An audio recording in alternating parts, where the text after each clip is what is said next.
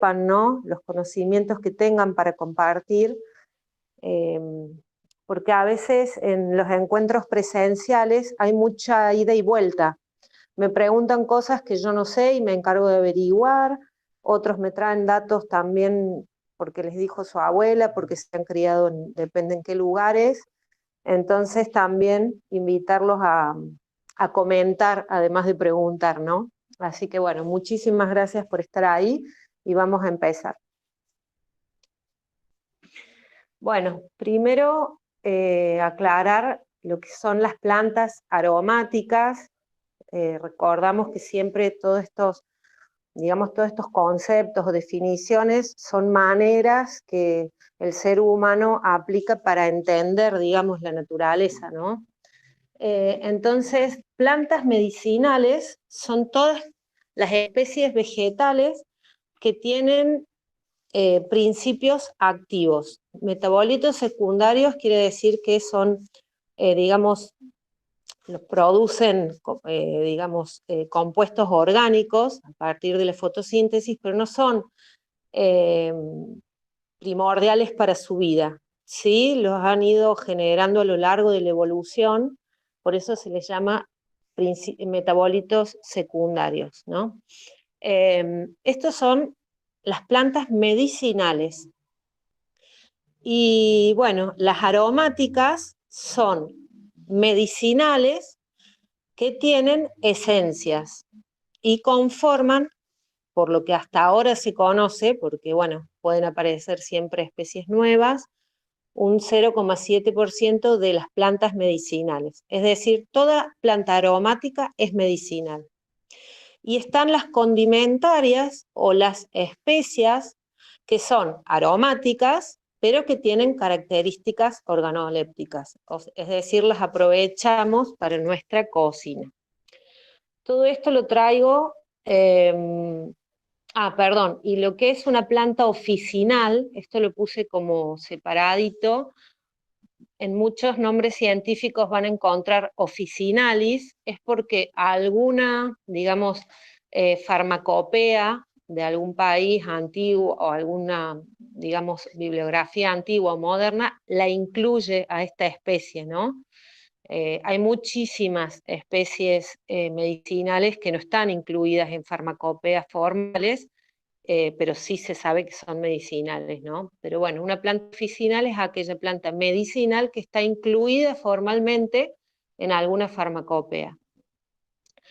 Bueno, todo esto, a mí no me gusta poner muchas letras ni palabras en las presentaciones, siempre intento poner títulos, pero bueno, como les dijo Vicky, les vamos a enviar la presentación y está bueno que tengan estos conceptos para aclarar. ¿Por qué? También decir que la idea de todos estos encuentros, además de ofrecer, digamos, compartir algunas cosas que uno ha ido aprendiendo, sobre todo es aprender a que, o sea, compartir la capacidad de aprender a buscar información. Y hoy en día con internet, bueno, hay muchísima información, pero pocas herramientas para poder, digamos, aprovecharla o consumirla. Entonces, bueno, acá va lo de aclarar lo que es una planta medicinal, aromática o condimentaria. Así están consideradas por la bibliografía y así se las trabaja a nivel productivo, a nivel de consumo. Bien. Bueno, ¿de qué vamos a hablar en este encuentro puntualmente? Supongo que muchos de los que están del otro lado han estado en los encuentros anteriores, digamos en el ciclo anterior que fue de compostaje y 2 de huerta.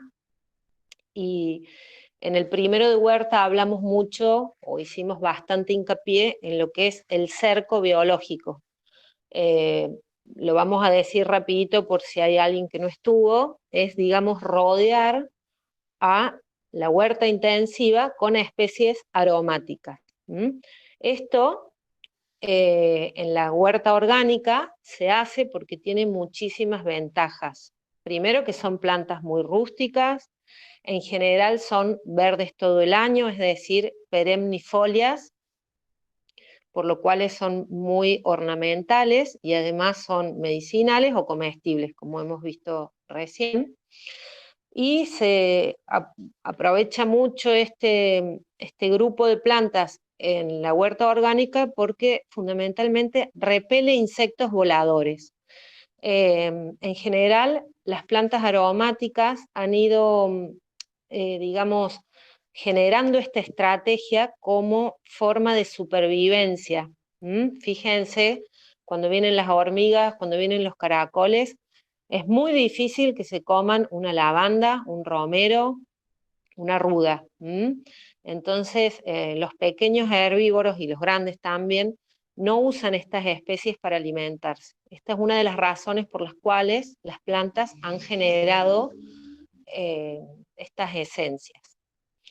También comentarles que hoy nos vamos a abocar a las especies más comunes perennes, es decir, que su ciclo de vida es por varios años. No sé si se acuerdan, pero cuando hablamos de huerta y los espacios de la huerta, también hablamos de que había plantas anuales, bianuales y perennes. ¿Esto qué quiere decir? Quiere decir que una planta germina, crece, florece y fructifica. Ese es su ciclo de vida. Algunas, al culminarlo, germinan, crecen, florecen y fructifican y mueren. Otras lo hacen en 2 años y otras es como que se duermen y vuelven a retomar, digamos, generar cuerpo vegetativo y las partes reproductivas de las plantas. Esto se llama las especies perennes. Entonces, este encuentro, como dijo Vicky al recibirnos, nuestra anfitriona, es un poco para profundizar aquello que hablamos del cerco biológico.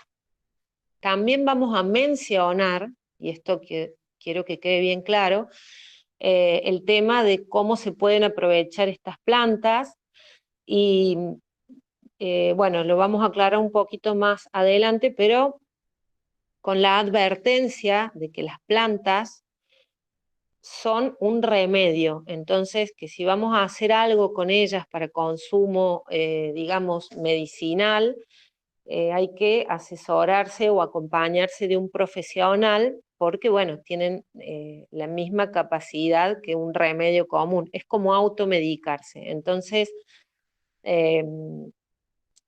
ahora también con esto de mucha información, la medicina alternativa, natural, que les comento a título personal, a mí me encanta y la consumo, la aprovecho muchísimo, pero no es que porque sea natural no hace nada. El veneno de una víbora, el veneno de una planta o el veneno de un alacrán son naturales y hacen. Entonces, las plantas con sus principios activos pueden generar cosas positivas o negativas en el cuerpo humano.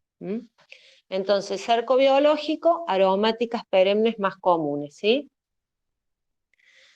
Bien. Ay, perdón. Sí.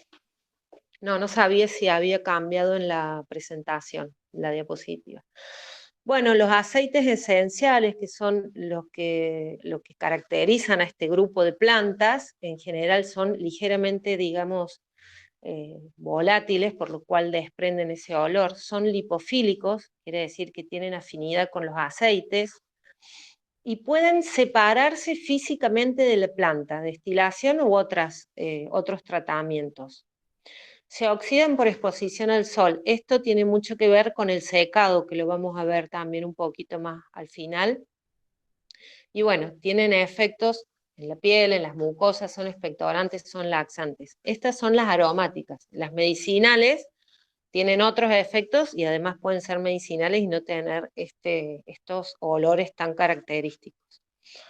Bueno, acá les he puesto un listado un pequeño listado, como les decía, las más comunes, que se adaptan bien en general a todo Córdoba, y con su nombre científico al lado, y son las que vamos a mostrar hoy.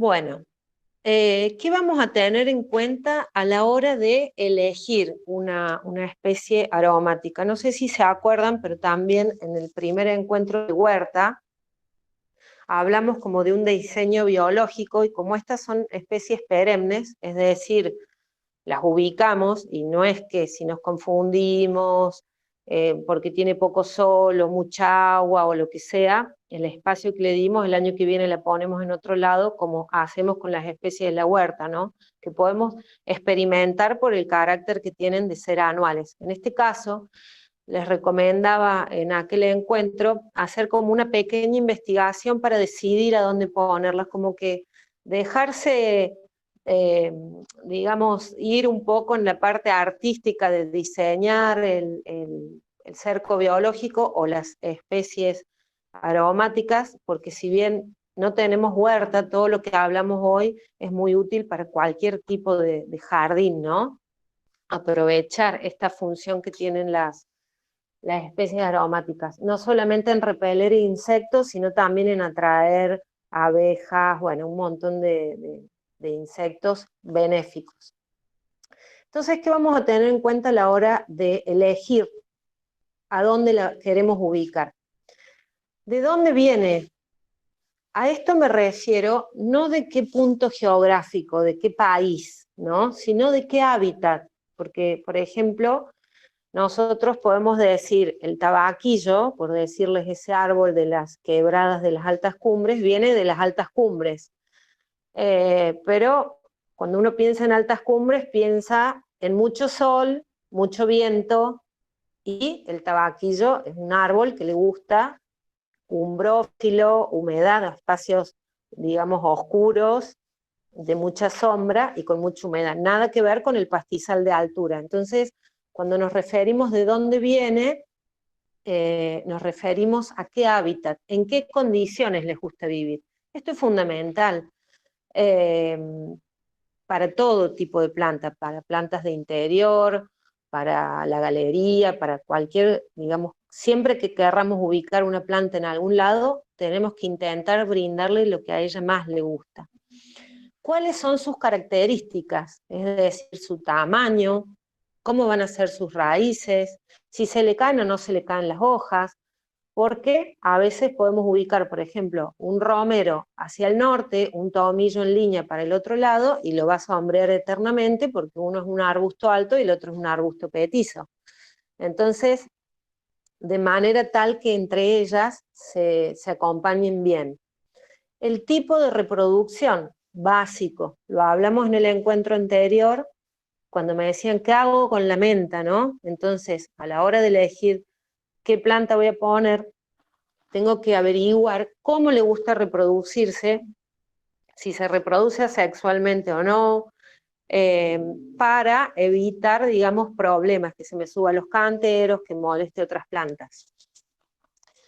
Y otra cosa que quería aclarar muy bien, todo esto que estamos hablando sirve para todo tipo de plantas, no solamente para las aromáticas. Es cómo buscamos información.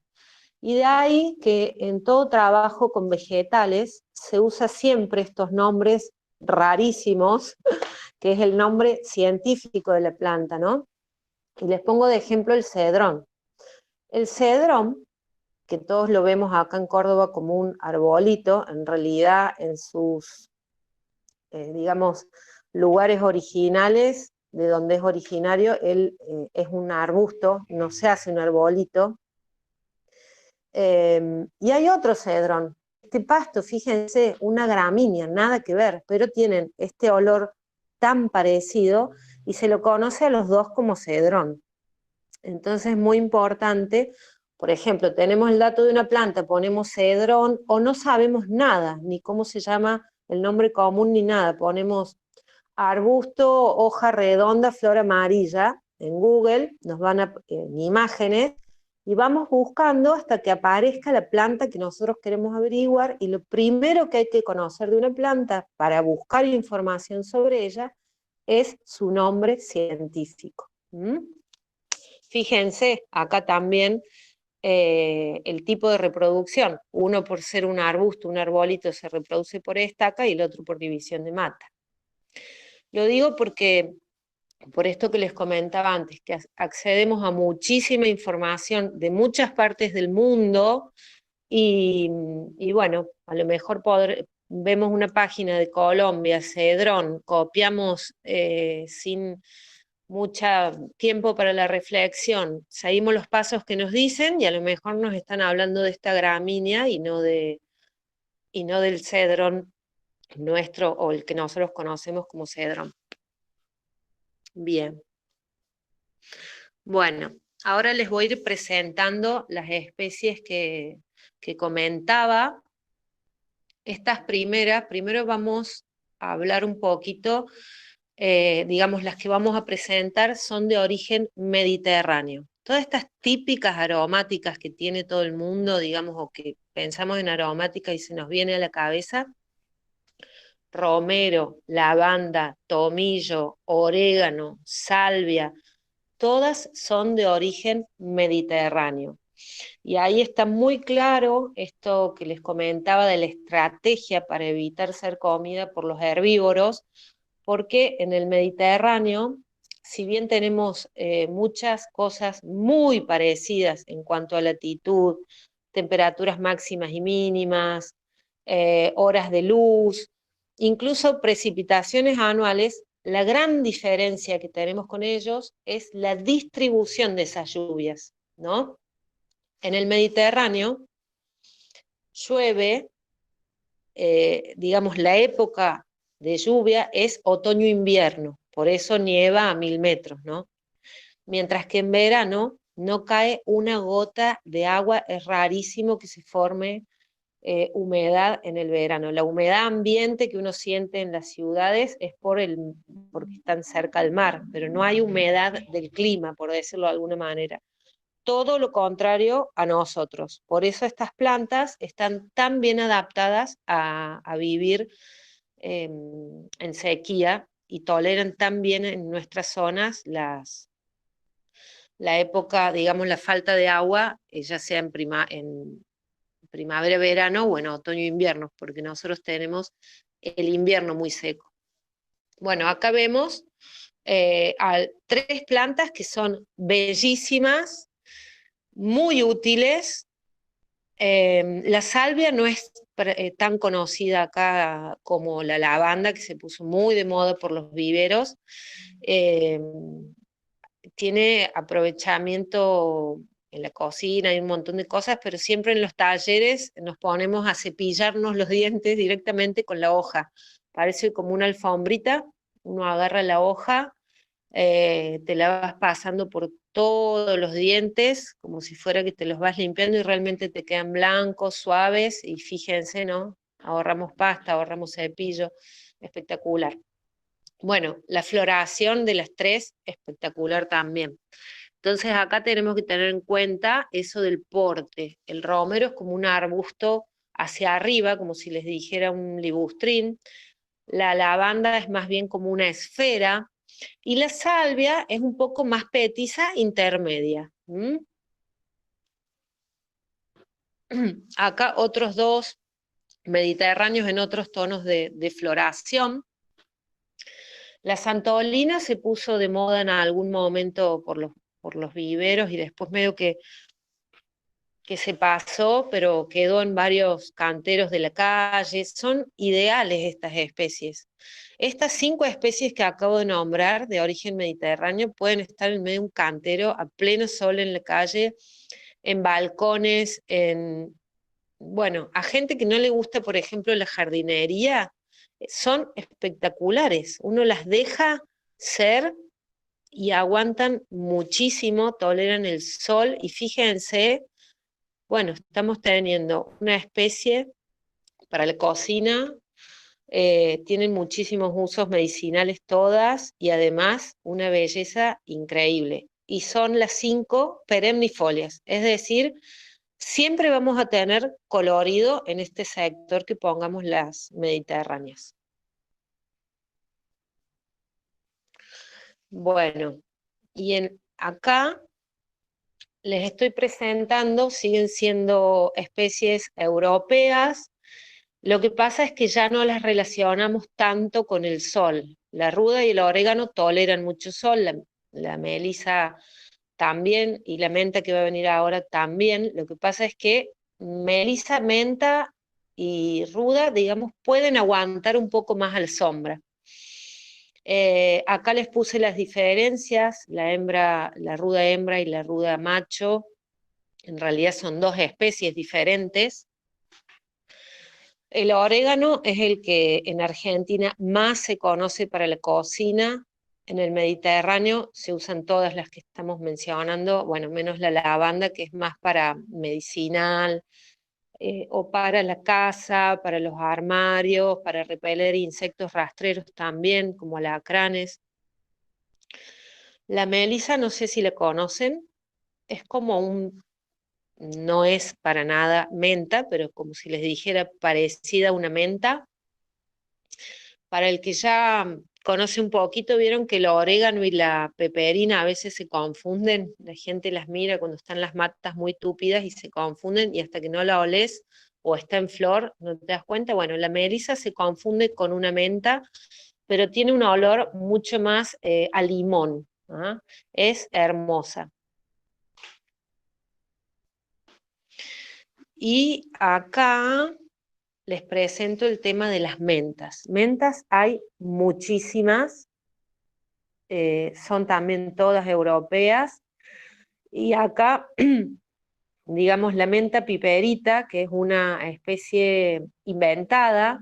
Al principio, cuando les puse los nombres científicos, se ve la cruza entre quién y quién, estéril en el sentido de la reproducción sexual por semilla, pero bueno, tiene una capacidad de ser invasora por los estolones, un poco lo que hablamos el encuentro anterior y que incluso me consultaban. Justamente es una especie inventada, como les decía, y que no ha generado el mecanismo de la reproducción sexual, entonces tiene el de la reproducción vegetativa o asexual muy fuerte. Entonces es una menta que hay que tener ojo. Todas estas plantas se consiguen bastante fácil en el vivero porque justamente se reproducen todas de forma vegetativa. Salvo esta menta piperita o menta inglesa también le llaman, todas también se reproducen por semillas, pero el tiempo de espera hasta tener un ejemplar de más o menos un tamaño interesante para la venta es mucho mayor. Y como tienen tan buena capacidad de reproducirse vegetativamente, es la manera en que suele, digamos, reproducirse en el ámbito comercial. Bueno, y acá venimos un poco más a lo nuestro. Como les decía, el cedrón en realidad es el cedrón, el burrito y el palo amarillo. Cuando vean un poquito los nombres científicos van a ver que la primer palabra es la misma. Esto es porque, digamos, las plantas en lo que se llama taxonomía, que es como el ser humano las clasifica y las organiza para poder abordarla a la realidad de la naturaleza, tiene como grupos que se van achicando hasta llegar a la especie. Entonces está el orden, como un grupo, megagrupo, la familia. Dentro de la familia tenemos varios géneros, y dentro de cada género tenemos un grupo de especies que corresponden a ese género. Es decir, estas tres plantas son tres especies diferentes que pertenecen al mismo género, por lo tanto, a la misma familia, al mismo orden. Y fíjense, es Aloisia el género. Y variedad, que es algo que también siempre surge, ya es cuando dentro de una misma especie tenemos diferentes tipos de plantas. Por ejemplo, el tomate es una especie, pero tenés perita, redondo. En la viña casi todo el mundo lo ve a este concepto porque Vitis vinícola es la especie uva y tenemos cientos de variedades para uva de vino y para uva de mesa, y son todas vitis vinícolas, variedad algo. Bien, el cedrón, como les decía, es más bien un arbusto en su región de origen, que es la precordillera, Catamarca, La Rioja, y en Córdoba tenemos el burrito y el palo amarillo. Bueno, ya vamos a hablar un temita. Bien, también unas especies muy interesantes y que son, no voy a decir únicamente, pero sí bastante propias de las sierras de Córdoba, es la peperina y el poleo. Acá les puse el nombre puntualmente y un poco estas como párrafos que voy poniendo, un poco es para que vean el ejemplo de cómo consumir información sobre plantas, porque yo sé que cuando uno busca una planta, entra a internet, al Wikipedia, donde sea, dice descripción y te están hablando en chino como si fuéramos abogados o algo así. Bueno, hay que, el vocabulario botánico a veces es muy difícil, pero hay que tratar de ver qué es lo importante. Acá la peperina, que ya voy a hablar un poquito más sobre esto, es importantísimo, ustedes que tienen la oportunidad, que están en el Valle de Punilla, en la zona serrana, que, bueno, que intenten reproducirla bajo cualquier mecanismo, obviamente sin poner en riesgo la planta madre. Es una especie, no voy a decir endémica, porque en otras zonas de Argentina hay, pero digamos es bien característica de las sierras pampeanas, de las sierras de Córdoba, y bueno, se consume muchísimo en las hierbas compuestas, y históricamente se ha recolectado. Esto ha ido, digamos, perdiéndose como el arte de recolectar las especies, y es una especie que está sufriendo muchísima presión. Entonces es muy importante saber que si uno recolecta peperina cuando va de paseo en la sierra, o cuando va, lo digo como cordobesa, o en Carlos Paz cuando vamos a la montaña a caminar, a hacer un corte, dejar mínimo 15 centímetros, digamos, a partir de ahí cortarla, porque muchas veces uno la arranca con la mano y esos tallos que se dañan por no tener un corte limpio no prosperan luego. Incluso a veces muchos vendedores la arrancan. Esto, por favor, no es nada contra los recolectores, al contrario, es simplemente que son oficios muy antiguos y por distintas razones socioculturales se van perdiendo, y bueno, estaría bueno eh, ir recuperando todo esto, ¿no? En Carlos Paz, de hecho, ahí hemos conocido alguna vez, le vi que también lo he visto, a un señor que recolecta, pero con muchísima conciencia. Entonces sería interesante más, no tanto como culpar, porque lo he escuchado muchas veces al recolector, sino ver la manera eh, de que sea positivo para todos. Porque de hecho, cuando uno recolecta bien, podando a mínimo 15 centímetros del suelo, la planta le das más fuerza. Entonces, bueno, es importantísimo. También dejar algunas ramas para semillar. Y bueno, el poleo. El poleo es una planta también hermosa, ahí en la huerta que tenemos en la fábrica Punto Joven, que llevan un grupo de personas muy lindo. Tenemos uno que estaba ahí, digamos, y lo reconocimos gracias a una de las participantes. Y fíjense la foto de la derecha, el valor ornamental que tiene este arbusto. Al de atrás es un calden. Esto aprovecho para hacer el chivo, que mañana hay una charla sobre el jardín con autóctonas. Después que Vicky me corrija, pero creo que es así.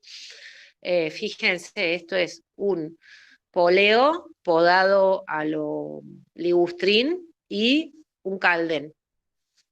Con respecto a lo que hablábamos, tenemos acá un jardín ornamental, autóctono, con una especie medicinal que repele los insectos, que es verde todo el año, y atrás un caldén, Prosopis, un árbol que Prosopis es el género de los algarrobos, que fija nitrógeno atmosférico al suelo, que lo hablamos, ¿se acuerdan? Cuando hablamos de un suelo fértil. Bueno.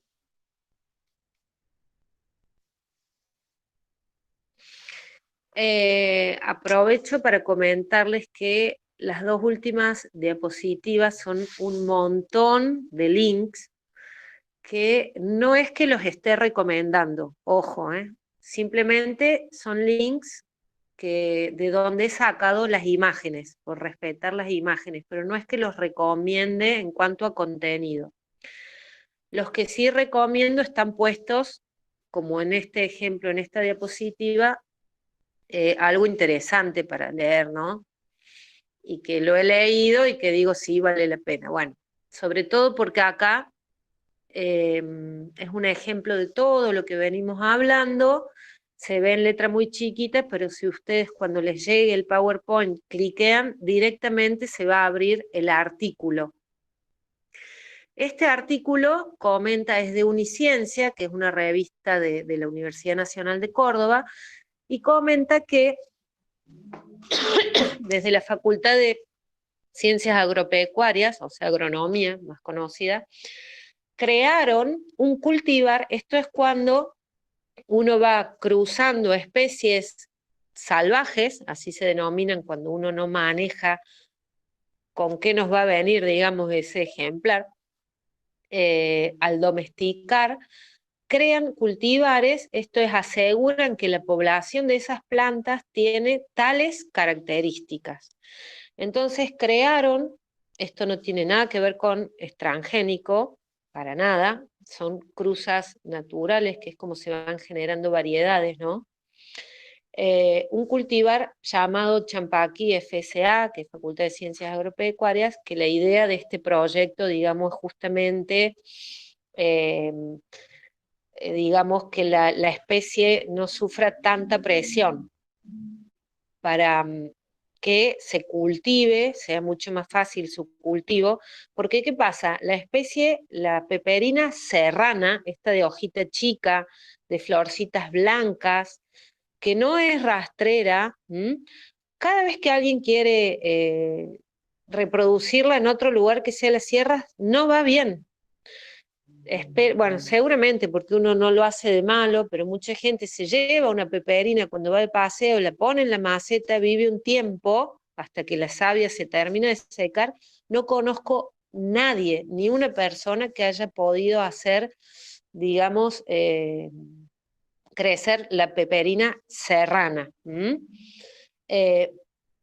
Entonces, desde la facultad han creado este cultivar con la intención de cultivar justamente para no recolectar. ¿Se acuerdan que hablamos esto, no? La diferencia entre cosechar y recolectar.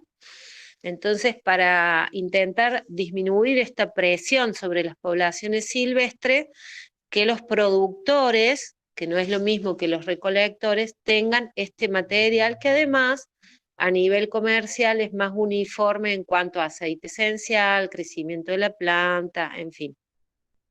Acá no se ve muy bien, sé que las letritas están chiquitas, pero lo puse para que chusmearan, sobre todo cuando tengan el link en su compu, y también por cómo organiza la información. Primero describe la planta bastante fácilmente, herbácea perenne. Entonces quiere decir que vive muchísimos años y que no hace leño, ¿no? Bueno, se utiliza para tal cosa, mide tanto, de 30 a 2 metros, de 30 centímetros a 2 metros. ¿Dónde se cría? Naturalmente en Córdoba. ¿Cuál es su época de floración? Los requerimientos en lugares serranos, húmedos o con sombra, a cierta altura, o sea, a menos de 700 metros esta planta no se cría bien. El cultivar inventado sí. Explica cómo recolectarla a 15 centímetros del suelo y cómo conservar, o sea, primero sería cómo secar y cómo conservar las hojas para no perder las propiedades. Esta es otra cosa que vamos a hablar.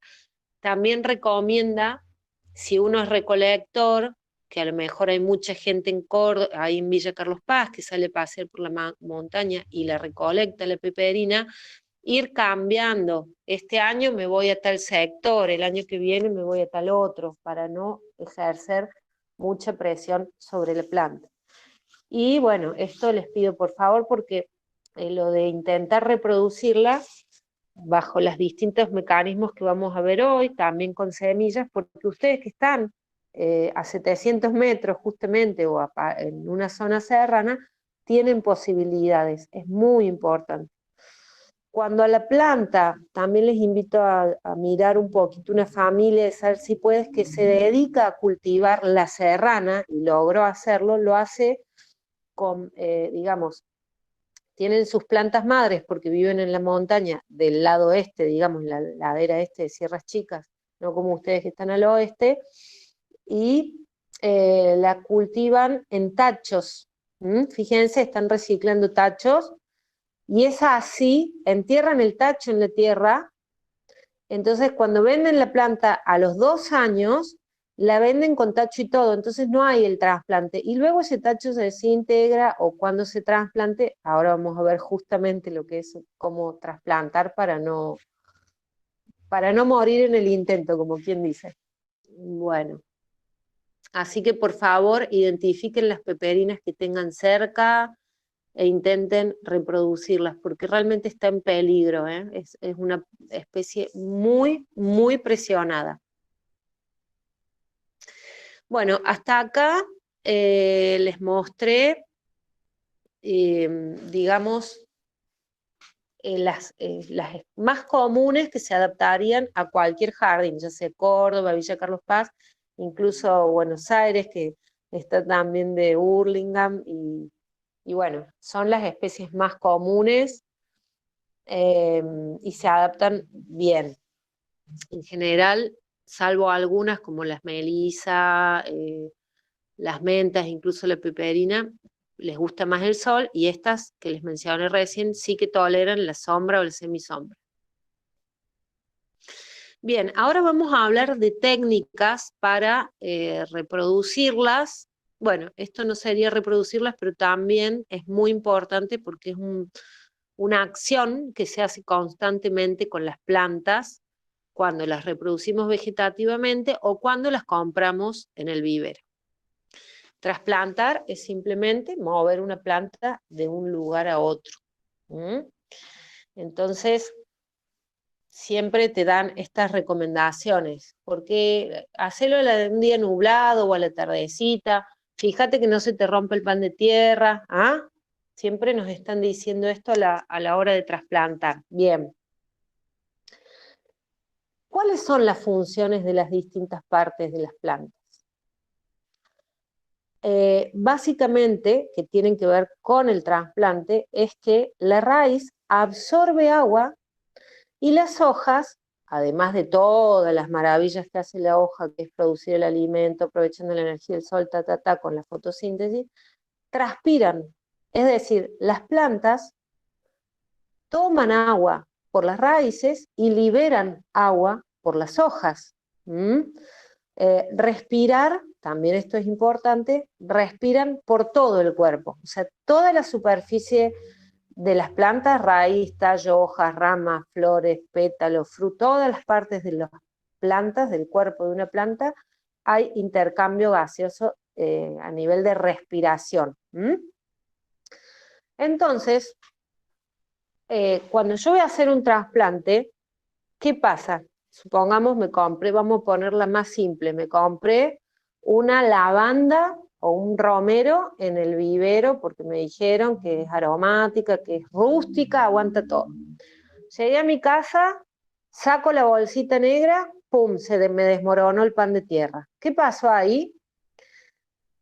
El agua que estamos diciendo que toman agua por las raíces, no la toman por las raíces que nosotros vemos, las más grandes. Todas esas raíces tienen unos pelitos chiquitos, pelos absorbentes, justamente, que cuando se me desmorona el pan de tierra, se desprenden muy fácil.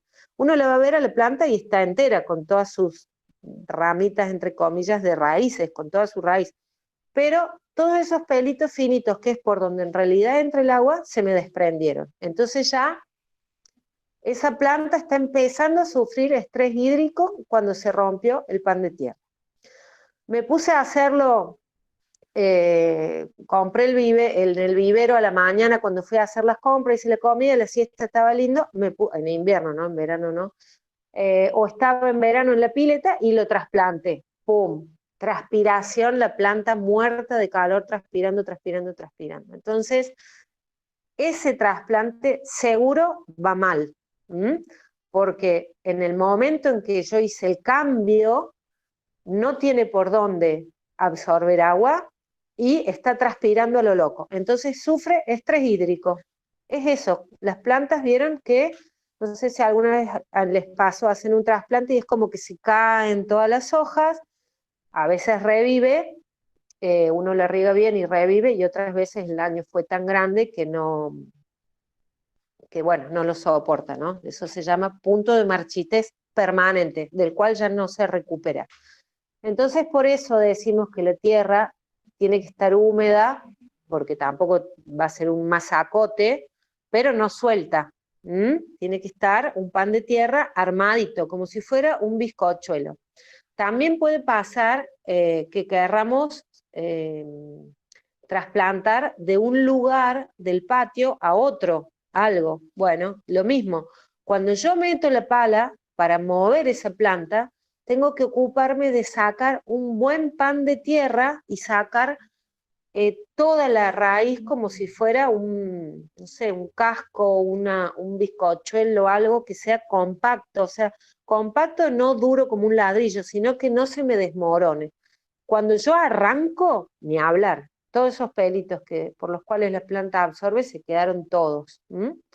Y se suele hacer una pequeña poda de ramitas o de láminas de las hojas. La lámina es como la parte verde, se le corta justamente para disminuir la transpiración.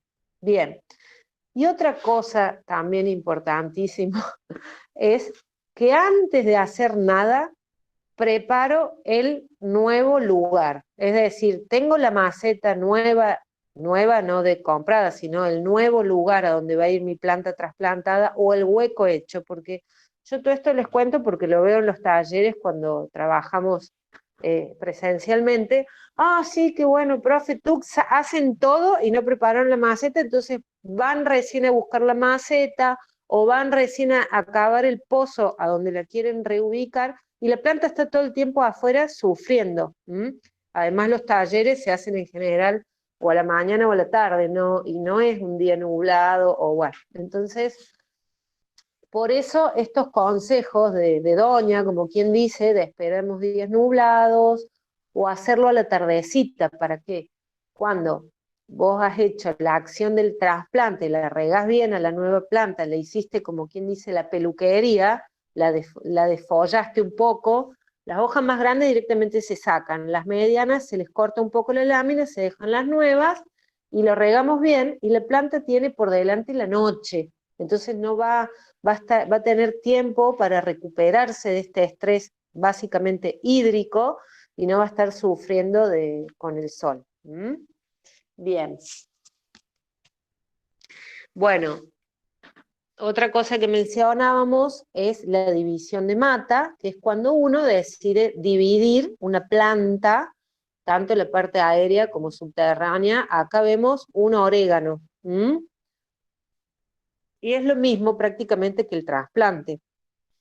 A veces se puede sacar toda la planta y dividirla, como han hecho en esta foto, que en general esto lo hace la gente que cría plantas en maceta. Cuando yo tengo en tierra una cazuela, por ejemplo, con un orégano, voy a regar bien 1 o 2 días antes, también que drene, cosa que el suelo esté húmedo, pero compacto, armadito, y meto la pala y saco la parte que quiero eh, trasplantar. Esto se llama división de mata. Es muy importante hacerlo, aunque no quieras nuevas plantas, puse acá, porque le da vida a la planta madre, porque a veces las especies que van haciendo, agrandándose por debajo, digamos como el orégano, las mentas, bueno, todas estas plantas, empieza a perder fuerza el ejemplar. ¿Mm? Un poco la división de mata, por eso me detuve tanto en el trasplante, porque esto que les comenté es básico para casi todo tipo de reproducción vegetativa, el tema de tener en cuenta el estrés hídrico. Bueno, acá vemos lo que serían los esquejes o las estacas. Esto lo mencionamos en el encuentro anterior, pero era un tipo de reproducción, dijimos, artificial, no es que sea algo natural que la planta, o bueno, sí en el sentido de que si una hoja de tuna grande cae o un brazo de un cardón del noreste cordobés cae y empieza a desarrollar raíces. Recuerdan que comentamos que estos eran los tejidos meristemáticos, que siempre hay en las plantas, porque siempre se están regenerando, digamos, dando hojas, dando ramas. Todo eso nace de una parte que son células totipotenciales o indiferenciadas, es decir, que pueden decantar para cualquier tipo de función. Entonces nosotros aprovechamos esto para hacer esquejes. A la izquierda ven de romero y a la derecha de cedrón. Bien, ¿qué vamos a tener en cuenta a la hora de hacer una estaca o una esqueje? Esta diferencia del nombre tiene que ver simplemente con que si, digamos, la planta es muy leñosa o es semileñosa, como un romero. Uno hace esquejes de romero y hace estacas de higuera, por decirlo, ¿no? Es un cambio ahí en la palabra que tiene que ver con eso, con la dureza del leño. Bien. A la hora de elegir qué parte de la planta vamos a intentar hacer una nueva planta, vamos a elegir una ramita que sea o del año anterior o, digamos, del año, pero ya avanzada. ¿Esto qué quiere decir? Y no vamos a elegir, si tenemos un cedrón o un romero, no vamos a elegir la más gorda de abajo, porque eso ya está lo que se llama muy lignificado. Entonces tiene poco de este tejido que estamos hablando y además si lo tiene muy adentro, le cuesta mucho sacarlo para afuera, digamos. Tampoco vamos a elegir ese brotecito verde más clarito que apenas sale. Fíjense en la diapositiva anterior, en la imagen de arriba a la izquierda, que es la ramita de romero, justo hay como una parte que empieza a cambiar de marrón a verde. Bueno, todo eso de ahí abajo es donde, desde justo el cambio hacia abajo, es donde están estos tejidos que nosotros aprovechamos. Entonces, vamos a cortar entre 10 a 20 centímetros, según la especie. No viene al caso hoy, pero si vamos a hacer otra cosa que les invito a reproducir mucho, sauce criollo, el sauce nuestro de los bordes de agua, que tiene mucha facilidad para reproducirse por estaca, van a ser casi de 1 metro, les digo, 50 centímetros, 1 metro, pero es diferente porque es un árbol y porque es un árbol que tiene muchas facilidades para esto. Incluso las hormonas de enraizamiento naturales se pueden hacer a partir del sauce criollo, pero bueno, ese es otro tema. Entonces vamos a elegir una ramita del año o del año anterior, que ya esté un poquitito lignificada, que tenga de a 10 a 20 centímetros, tiene que ser como un lápiz, como un lápiz nuevo, y que tenga al menos 2 nudos con hojas. Nudos son esos como circulitos donde salen las hojas o las ramitas nuevas. 2 nudos la parte que dejemos de follaje, ¿no? En realidad es mejor 4, Pero mínimo 2. ¿Cuál es la idea de acá? Nosotros lo que debemos tratar, porque ¿qué pasa? Cuando intenten buscar información van a encontrar 100.000 recetas, como hacer un bizcochuelo, 100.000 recetas. Ponelo en agua, ponelo en arena, guardarlo en la heladera una semana, bueno, 1000 historias. ¿Por qué? Porque de todas, digamos, todos los caminos conducen a Roma, pero lo más importante es que nosotros debemos mantener vivo este pedazo de tallito, de ramita, hasta que empiece a generar raíces. ¿Qué quiere decir? Tengo que evitar que se pudra y evitar que se seque, hasta que ella misma pueda sostenerse como planta. Entonces lo vamos a hacer a finales de primavera o mediados de otoño, porque, digamos, a finales de primavera es que uno, bueno, ya largaron los brotes, o sea, ya le viene por delante a la planta o a ese esqueje un tiempo de bondad. No se va a tener que preocupar mucho. Y ya va a estar como lanzada toda la energía para afuera, digamos. Después ya viene la floración. Entonces, ya una vez que floreció, no es recomendable hacer los esquejes. Y a mediados de otoño, porque hay las plantas, digamos, ya como que toda su energía hacia arriba está quieta, no hay nada, no hay prácticamente energía hacia arriba, es como que está dormida, por decirlo, y toda la energía está abajo. Entonces, ese tallito, esa estaquita, la vamos a poner a mediados de otoño, vamos a procurar que no se hiele, y cuando venga la primavera seguramente va a arrancar. ¿Cómo lo vamos a hacer? Vamos a cortar justo por debajo del nudo, esta como marquita donde nacen las hojas. Vamos a, ahí me confundí, sacarle las hojitas, digamos, le vamos a pelar, ¿vieron cómo estaba el tallito este de romero? Todo eso de donde salían los pelitos blancos, que son las nuevas raíces. Ahí antes de que la persona haya hecho la estaca, eran hojas. Todas esas son hojas que él le sacó. Le sacamos todas esas hojitas y, bueno, se puede o no, depende. Si es leñosa, yo lo hago siempre, hacer como un corte, como por abajo en cruz, con la tijera, y vamos a poner en la tierra un tercio que quede bien enterrado. Esto, acá, mantenimiento lo debería haber puesto en negrita gigante, porque ¿qué pasa?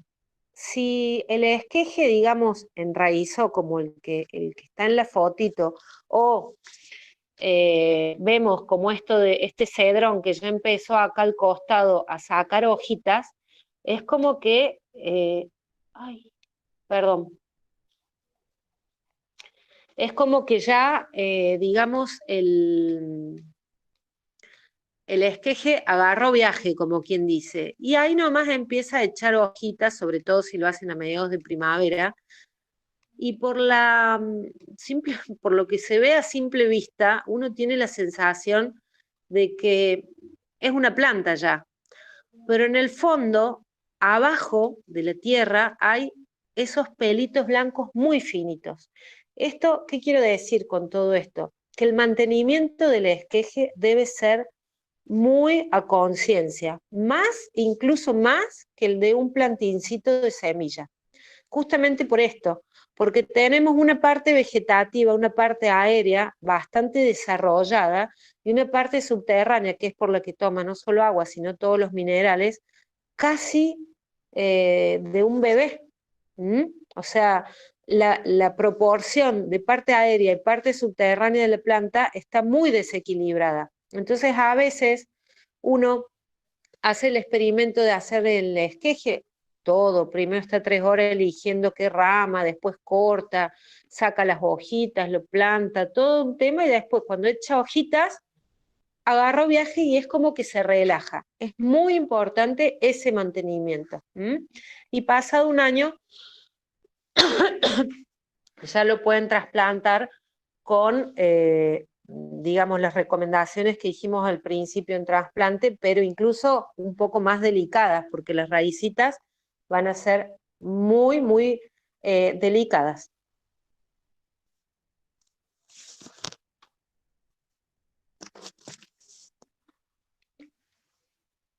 Bueno, y a codo se le llama cuando uno de una planta madre elige un tallo.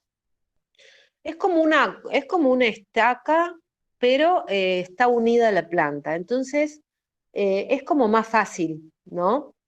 Digamos, uno va a enterrar un tallo, lo puede fijar con un alambrito, poner un ladrillo y tierra, o sea, lo va a enterrar literalmente el tallo. Lo hablamos en el encuentro anterior con el tema de los estolones, pero esto es como que lo hace uno, no es un mecanismo natural de la planta, pero sí hay muchas plantas. Acá fíjense, les puse esta foto de la viña porque es prácticamente adulta y funcionó. O sea, jamás podríamos haber hecho un esqueje de una viña de este tamaño. Y yo lo he probado, por ejemplo, con lavandas que hacen o sea, como ese arbusto bien redondo con muchas ramas abajo que a veces en las lluvias de Córdoba puede empezar a pudrirse.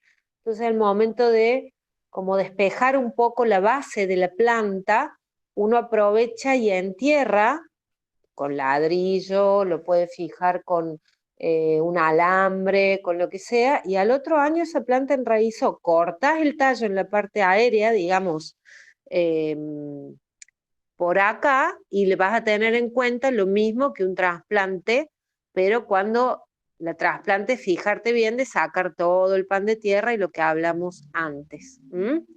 Este por amontonamiento, fíjense, uno aporca, ¿vieron lo que no sé si hablamos en huerta, en chacra, lo que es aporcar el maíz, como que le haces un montículo de tierra, la planta naturalmente, el nivel del suelo estaría por ahí, ¿no? Entonces le haces como un montículo de tierra y esto va a generar como si fuera 3 plantitas y ahí haces el trabajo como si fuera división de mata. Bueno, y acá ponen varios ejemplos de acodo.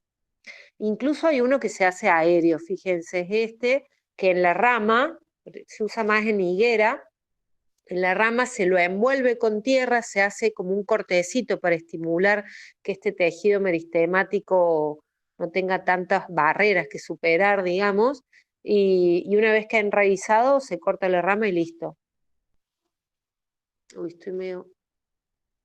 Bueno, entonces hablamos lo que eran las aromáticas en el jardín o en el huerto, presentamos a algunas, el cuidado de las nativas, la presión, ¿no? De recolectar, hacerlo a conciencia, algunas maneras de reproducirlas vegetativamente. Y ahora vamos a hablar un poquito de lo que es la cosecha poda, que en realidad esto que hemos llamado liviano, diaria, tengo un arbusto de romero en mi patio, en mi jardín, y voy a recolectarlo cada vez que lo necesito, o bueno, o si no, para consumirlo fresco, o hay un momento en que realmente le viene bien a la planta ser podada para estimular el rebrote, porque se me ha puesto muy vieja y tiene un tallo leñoso muy grande. Para evitar eso, hacemos podas, digamos, para estimular el crecimiento de la planta. Entonces, en aromáticas un poco la cosecha y la poda, bueno, van de la mano. Sí les puedo aclarar que si nosotros buscamos cosechar hojas, por ejemplo, el romero, el orégano, eh, el tomillo, en lavanda en general lo que se busca es la flor, pero si lo que queremos es tener hojas, debemos cosechar antes de que florezca. Podemos dejar algunas ramas para florecer porque nos gusta, o si tenemos varios ejemplares en nuestro patio, hacer un año uno, un año otro, o hacer una mitad y otra, porque es lindo, porque podemos hacer de muchas semillas, pero digamos, una vez, esto como regla general, cuando las plantas florecen, toda la energía de la parte vegetativa de las hojas va a la floración, porque la flor es el órgano reproductivo. Entonces, si yo lo que quiero es cosechar hojas, acá en la foto de abajo a la izquierda vemos las ramitas de romero, esas hojas tienen toda su esencia mucho más concentrada previo a la floración. Bueno, el secado es muy importante, esto que puse, creo, al principio, sobre los metabolitos secundarios y volátiles y esenciales de que se oxida al sol. ¿Por qué? Las plantas aromáticas, para conservar su aroma, pero sobre todo sus propiedades medicinales, deben secarse en oscuro. Esto, como lo vemos en una planta seca, tiene que estar verde, o sea, esas plantas secas negras, eso es que se ha oxidado y le ha dado el sol. Todos los aceites esenciales se pierden, se volatilizan. Entonces, cuando uno seca especies aromáticas, ¿qué debe lograr? Debe lograr que esa poda, toda esa cosecha que hemos hecho de ramitas, de flores o de la parte que nos interese, pierda la humedad para que no fermente, porque ese es otro tema. Si usamos una planta, supongamos fui ayer a lo de mi amiga, tenía una planta de mate, a tomar mate y me traje unas hierbitas de menta que tenía en el patio, en el bolso, y me acordé a los 3 días, la saco y está toda negra. Eso empezó a fermentar y me genera daño, no bien. Entonces es importante evitar que fermente, por eso se saca la humedad, y también es importante evitar que se oxide, o sea, la luz del sol la seca amarronándola. Entonces, ¿cómo sabemos que una planta aromática, medicinal, es de buena calidad? Porque está verde. Es un verde seco, evidentemente, un cedrón bien secado, tiene verde, un verde seco, que no es verde, el verde chillón, por decirlo, o más que tiene la planta fresca, no tiene la intensidad, está como apagado, pero no es marrón, es verde. Lo digo porque justamente gran parte del problema que tenemos como productores, digo, a nivel sociedad, de especies medicinales y aromáticas es el secado. Antiguamente, bueno, ahora todavía también, pero hay un poco más de conciencia, en la zona de Tras la Sierra, que era donde más se recolectaba para la hierba compuesta, se hacían montañas de hierbas aromáticas cuando la gente salía a cortar al sol. Y esto a lo mejor eran recolectores con mucha conciencia a la hora de cortar la planta, de recolectarla, pero a la hora de hacer, digamos, el acopiador hacia montañas. ¿Esto qué genera? Esto genera que la parte de arriba de esa montaña se seca por el sol, por lo cual pierde el 80% de las propiedades medicinales y aromáticas, y el centro de la montaña se fermenta por la concentración de humedad. Es por eso que para el secado debemos hacer en un lugar aireado y oscuro. Esto de los ramilletes es típico en la parte hogareña, digamos. Lo importante es que no le dé la luz del sol, no los cuelguen a la ventana donde amanece o donde atardece o donde da el norte, no, tienen que estar sombreados, aireado, porque lo que buscamos es secar por aire, pero no por luz solar. Y ya los acopiadores hacen como bandejas donde corre el aire, digamos, son cámaras, se pueden cubrir con medias sombras. En lo personal, esto les digo como consumidora doméstica, ¿no? Yo hago como bandejas de papel y ahí se seca perfectamente. Y una vez que se ha secado la planta, la podemos pasar al vidrio, también al plástico, pero es mejor el vidrio, no por la conservación de la planta medicinal o aromática, sino más bien por lo que le puede transmitir el plástico, porque, bueno, otro tema. Pero si yo la paso a vidrio, o sea, si la encierro antes de que esté bien secada, me va a fermentar. Entonces, muy importante, la clave es aireado y oscuro. El papel, ¿por qué lo hago? Para evitar, digamos, en los ramilletes, que el polvo del aire, de la cocina, del lugar, me ensucie las plantas. Cuando yo lo pongo en papel, cualquier tipo de papel, porque no son plantas tampoco que tengan niveles de humedad como una lechuga, ¿no? Ni siquiera se alcanza a humedecer el papel. Haces en un cajón o en una estantería algunas capas finas y pones papel entre capa y capa de diario, cartones o algo que le dé humedad, porque el papel es poroso y permite la entrada de aire, incluso absorbe la humedad. Bueno, y acá la idea, como les dije al principio, tengan en cuenta que para el aprovechamiento de estas especies existen profesionales, fitoterapeutas, bueno, los homeópatas ya usan otro tipo, pero todos los remedios homeopáticos son de origen o mineral o vegetal.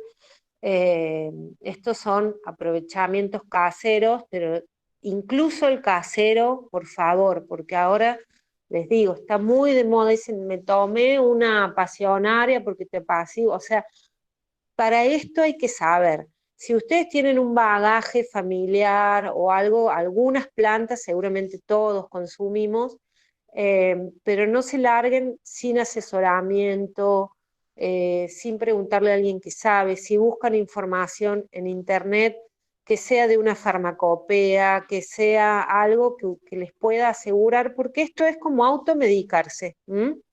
Entonces, acá les voy a presentar, bueno, les puse estas fotitos, pero un pequeño cuadro, bueno, son dos, donde diferenciamos, así como diferenciamos al principio lo que era medicinal, aromática o condimentaria, cómo aprovecharlas a nivel hogareño, ¿no? Una infusión es cuando yo hiervo el agua y una vez que herví, arrojo la hierba, apagando el fuego. Y lo dejo reposar unos 5 minutitos. ¿Por qué digo esto? Porque hay muchísima gente que pone el agua al fuego con la manzanilla adentro y hierve ahí un buen rato. Perdiste el 80% de la propiedad medicinal. Entonces, infusión es agrego la parte, la planta, luego que hirvió y apague el fuego. Esto se suele usar para partes de la planta, digamos, más frágiles, hojitas, peperina, menta, manzanilla. Luego tenemos la decocción, que es cuando yo, al contrario, lo dejo hervir, hervir y hervir. Acá dice por lo menos 30 minutos. Por ejemplo, el jengibre, el chañar. Uno pone una taza de agua a hervir, tira la dosis, esto también es muy importante, porque a veces dicen, no, es natural, y le dan un té de jengibre a un niño o de chañar. Todos los, no quiero decir, pero hay que consultar a alguien que sepa. A los niños menores de 2 años, toda hierba debe ser rebajada, no voy a decir el número que se me viene porque no quiero, pero rebajada no sé cuántas veces, totalmente diferente a un adulto. Todo tiene, como vimos al principio, son plantas medicinales. Bueno, les decía, de cocción, por ejemplo, una taza pongo a hervir al fuego, tiro el cañar o el jengibre y lo dejo bajar 2 veces a la mitad, o podemos calcular 30 minutos. Esto sí, hiervo la parte de la planta un buen rato. Luego tenemos baños, cataplasmas, compresas, inhalaciones, y después tenemos, en realidad todo viene de las maceraciones, que es juntar las partes de la planta que me interesa y dejar reposar para extraer ese principio activo o ese aceite esencial en diferentes medios, ¿no? extractos, tinturas, el jarabe es muy antiguo, bueno, los polvos de plantas, gotas, bien. Les podría yo pasar 3 o 4 recetas caseras que uso, pero en realidad me interesa, como les digo, que tomemos conciencia de que esto es buenísimo. O sea, si yo puedo curarme para respirar mejor, para curarme la panza, para me pica alguna parte del cuerpo, tengo un problema, una planta de mi patio es lo mejor, a ver, para el ambiente, para mi cuerpo, para mi casa, para mi salud, pero debe ser realizado a conciencia, porque a veces está, ay, es natural, es natural. Bueno, como les decía, estas links en realidad son simplemente a modo de respetar de dónde obtuve la imagen, los dos únicos links que digamos, leí todo y les recomiendo si quieren que lean o digo me guste ese material, es los que están en cada uno de sus diapositivas. Y bueno, con esto, perdonen, hablé brum, brum, brum, hemos terminado la presentación. Bueno, Sole, muchas gracias. Te fui anotando algunas de las preguntas. Creo que hay algunas nuevas, pero te voy leyendo las primeras. ¿Cómo se pueden combatir los caracoles naturalmente? Caracoles y babosas. Tiene por ahí más que ver con lo de huerta, pero... Bueno, naturalmente, en las cenizas hemos hablado que repelen muchísimo y hay algunas recetas con cerveza, hay otra en el cuadernillo del INTA. También hemos hablado de las plantas, digamos que son aliadas nuestras, como la borraja, el taco de reina, que se van a ir ahí seguro, porque el taco de reina es una planta muy dulce para este tipo de bichitos, ¿no? Los caracoles, siempre lo dije, sería estupendo si en Argentina nos acostumbráramos a incorporarlo a nuestra dieta, porque así como se comen mejillones y un montón, sé que hay gente que dice, ay no, a mí los bichos del mar me dan asco, imagínate los de tierra, porque es lo que me ha dicho mucha gente, pero bueno, no deja de ser un alimento y en un montón de partes del mundo, incluso en España, en Italia, que digamos muchos en Argentina somos descendientes de esas culturas, se consume el caracol de tierra y el hortelano tradicional, digamos, no tradicional en paquete químico, sino el hortelano de antaño, mientras está en la huerta, siempre está criando caracoles, siempre, porque se hacen a las brasas, porque se hacen en sopas, porque se hacen en guisos, en cazuelas, y son riquísimos. Doy fe porque, bueno, a mí es difícil que no me guste algo, pero es un alimento más.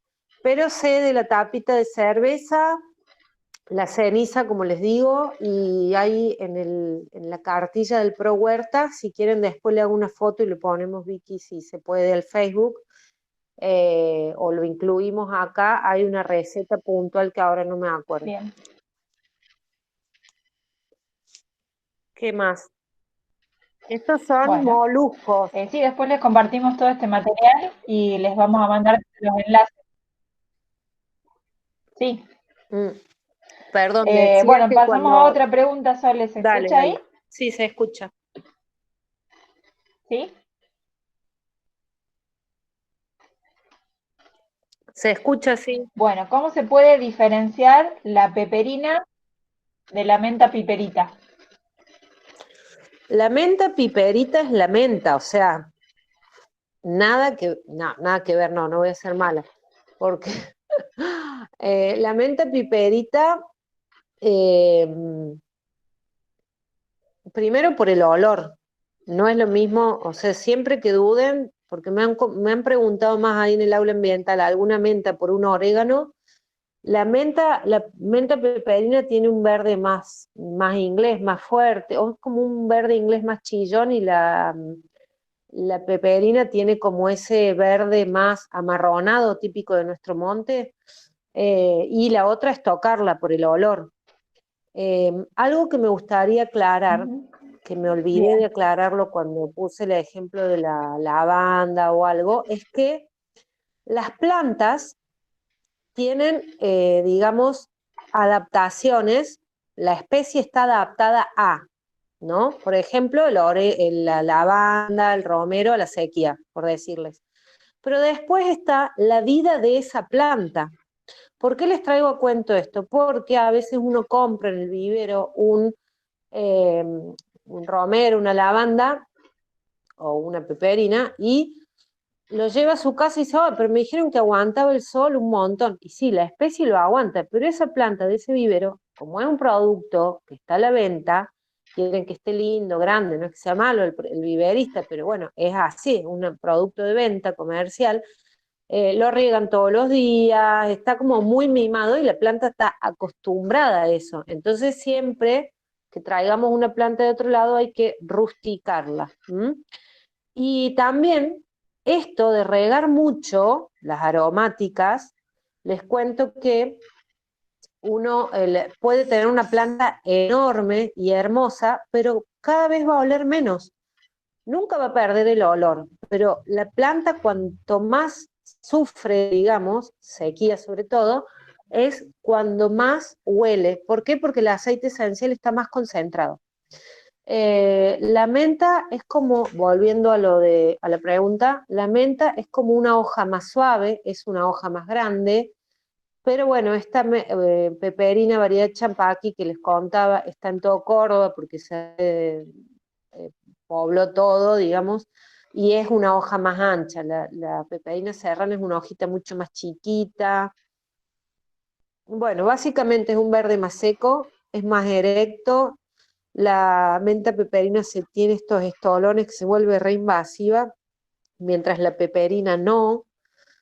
Bueno, ahí también tienen, si están todos acá, tienen, digamos, posibilidades de tener internet.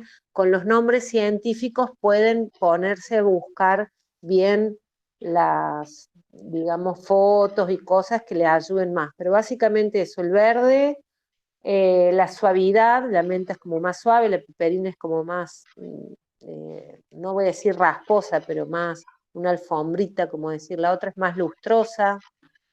Bueno, ahí les tiro unos. ¿Qué más? Bueno, bien.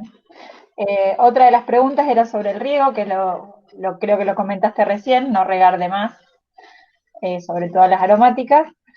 Bueno, Sí, después pero tenemos perdona, cómo ahí reproducir la santolina. Sí, la santolina lo mismo, puede sí, ser Sole. esqueje, puede ser acodo y puede ser por semilla. Lo que pasa que la santolina es como que se queda peticita, o sea, pueden sacar cajitos en algunos lados, en Carlos Paz lo he visto en espacios públicos, ir probando. Del riego les quería comentar, que también lo comentamos al Sí. principio del todo, que por eso es muy importante el tema del hábitat, ¿no? Digo al principio de los encuentros estos virtuales. El 90% de la gente mata las plantas por riego en maceta, me refiero, ¿no? Lo importante es que las plantas tengan el suelo suelto y húmedo, por lo menos hasta que vayan a la tierra. Una vez que la planta agarró y va a la tierra, todas estas especies que mencionamos hoy prácticamente no necesitan riego, viven solas. ¿Mm? El riego va a ser cuando hemos hecho el esqueje o algún tipo de reproducción y queremos que se forme la plantita, pero básicamente nosotros tenemos que evitar que se nos apelmace el suelo, que esté seco totalmente y que esté amnegado, o sea, que sea un charco, ¿no? Y para eso hay que tener drenaje. También quería recalcar que todo siempre va a depender del suelo. Por eso hicimos el primer encuentro de todos de fertilidad del suelo y compostaje.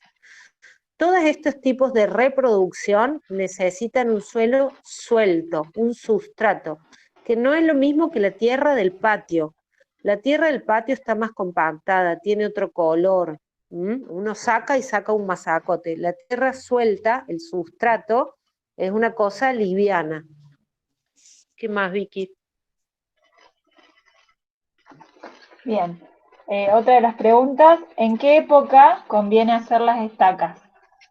Y si podés explicar la del romero. Sí, la del romero las puedes hacer, miren, en realidad es la más común porque es muy fácil de reproducir por estaca. Lo que uno tiene que hacer es cortar.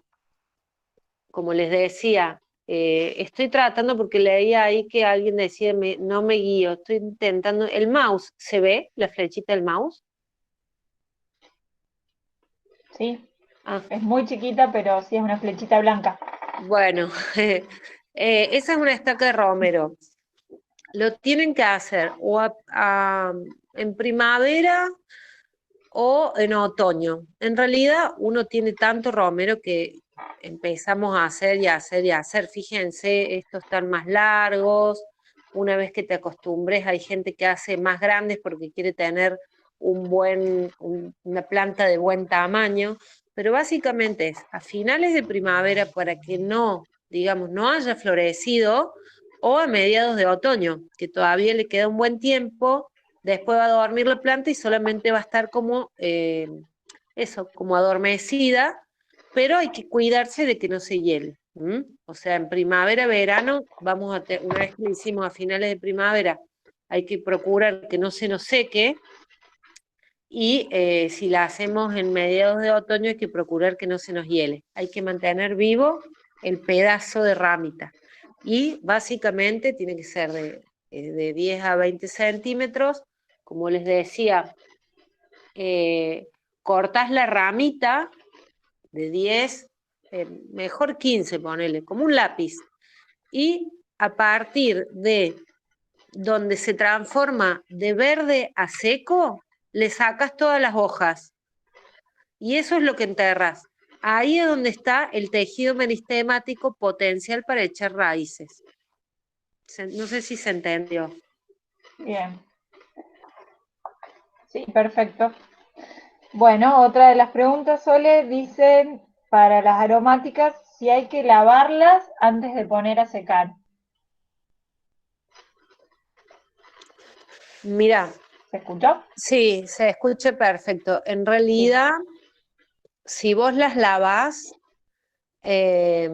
depende, hay dos cosas. Si vos las lavás, estás como dificultándote un poquito más el proceso de secado.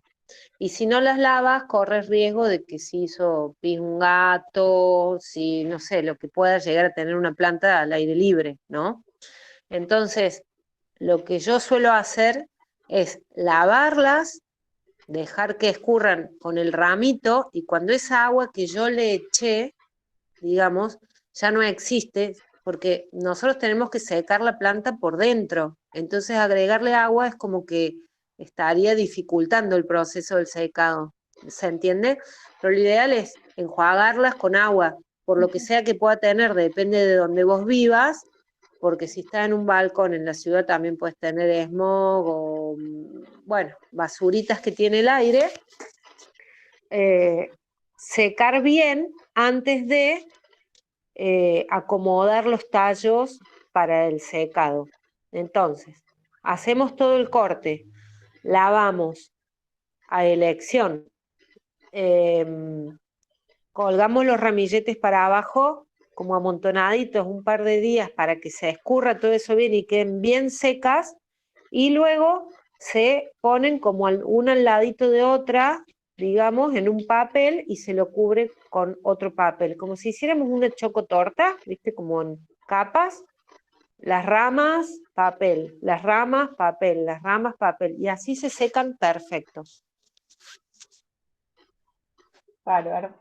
Pero no las, Bueno, una de las últimas, perdón, Sole, no las vayan a secar recién mojadas del enjuague, ¿no? Eso nomás. claro, claro, hay que ponerlas a escurrir, digamos, Claro, colgadas. es. Bien. ¿Cuándo conviene hacer la poda para el rebrote? si hay alguna época que sea mejor. Y casi todas las plantas es mejor podarlas cuando va a empezar el otoño, digamos. Esto en general, porque la planta ya hizo todo lo que tenía que hacer.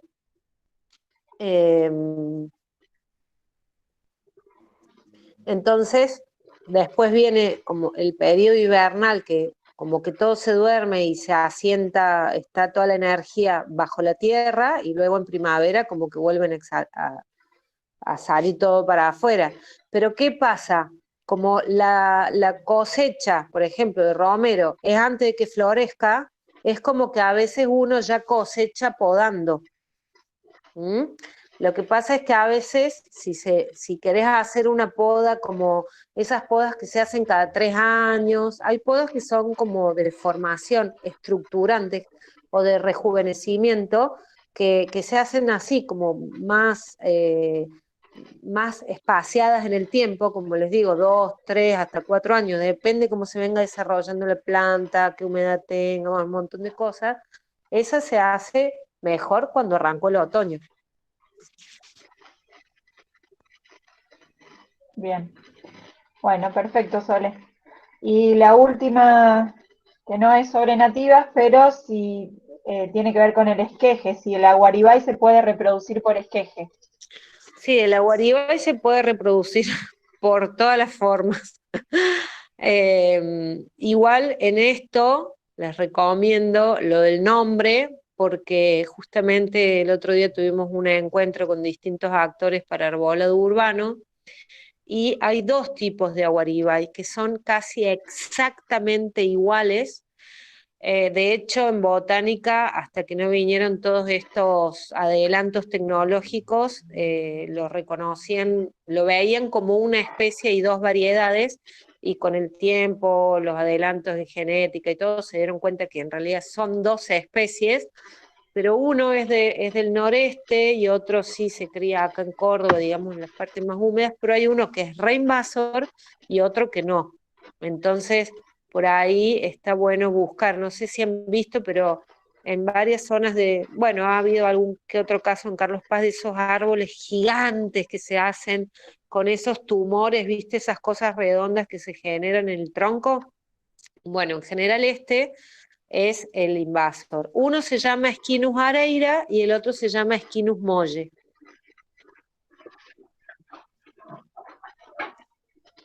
Bien. ¿Cuál es Vos el sabés que nativo de siempre esta los doy zona? vuelta entre la dislexia normal de mi vida y que se llaman casi iguales. Así que Bueno, siempre antes de decir, se me viene uno, pero bueno, siempre lo confirmo. Bueno, acá podría. bueno. Vamos entonces a la última pregunta que sí tiene que ver con las aromáticas, es cuánto sol necesitan como mínimo. Creo que esta es importante. Mira, digamos de 4 a 6 horas siempre les viene bien, pero eh, primero que sí, no sé si esta persona a lo mejor no tiene sol. Siempre hay aromáticas que se pueden hacer como la menta, la melisa, prácticamente sin sol, porque necesitan luz, no necesariamente sol. Y las otras les gusta, pero se crían, son plantas que se adaptan muchísimo, porque yo los he visto en bosques totalmente de pinos, de roble en el Mediterráneo, que es su lugar de origen, eh, y a lo mejor no florecen, a lo mejor se hacen ramas muy largas o cosas así, pero en general viven. Bien. Bueno, Sole, muchas gracias a todos los que se quedaron hasta el final. Ahí les fuimos pasando los enlaces a las redes sociales de la Dirección de Ambiente de la Municipalidad de Villa Carlos Paz, que es Ambiente BCP en Facebook, Ambiente BCP en Instagram, Dirección de Ambiente Villa Carlos Paz en YouTube. Todas estas clases, las de huerta anteriores, las que estamos haciendo ahora, las vamos a ir subiendo de a poquito a YouTube para que el que se la perdió pueda verla, o el que quiere volver a algún tema pueda verlo. Y bueno, y ahí también les pasamos el enlace para las próximas charlas. Ustedes para el martes que viene para Huerta pueden entrar con este mismo enlace. Si quieren participar de Paisajismo con Nativas, que va a ser el miércoles 19, tienen que inscribirse. También es un formulario como el que llenaron para ahora, y por mail les llega el enlace para entrar. Y bueno, muchísimas gracias. Sole, todos te agradecen, muy interesante, así que los esperamos la próxima, nos vemos la semana que viene. Bueno, Buenas tardes. muchísimas gracias, Vicky, muchísimas gracias a todos. Buenas tardes, gracias.